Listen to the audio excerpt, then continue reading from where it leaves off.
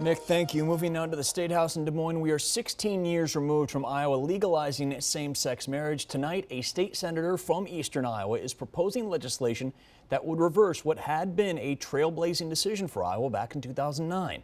Iowa's News Now State House reporter Skylar Tlaw is at the Capitol with reaction to the resolution that was submitted on Wednesday.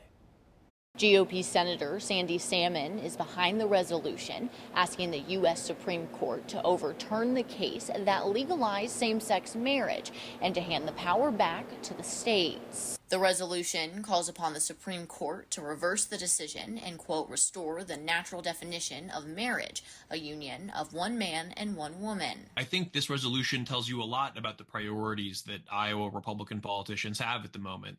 Rather than being focused on actually solving the problems that Iowa families are begging the legislature to address, they're focused on rehashing culture war issues from a decade ago. For One Iowa, an organization that was first launched in the fight for marriage equality, Executive Director Max Mowitz says reversing those rights after 16 years would have devastating impacts on LGBTQ plus Iowans. You see a piece of legislation introduced that would strip you of a lot of the access that you have, that would put your marriage in jeopardy, that would impact your kids. And I really want folks to feel what that would feel like in their bodies, because it's not just marriage equality, it's the lives of so many LGBTQ families. As a college student in 2011, Senator Wahls famously defended his same-sex parents on the House floor, saying his family isn't much different than anyone else's.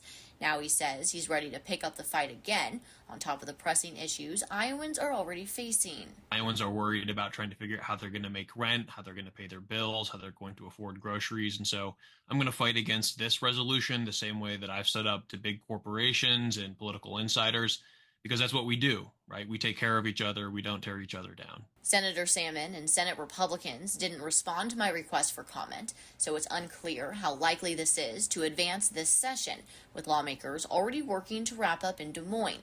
But some fear this isn't the end of the conversation. We don't think that this is well supported in the current moment. We do not think that it's off the table in Iowa. In fact, nothing about this being introduced is surprising. At the Iowa Capitol, Skylar Tlaw reporting.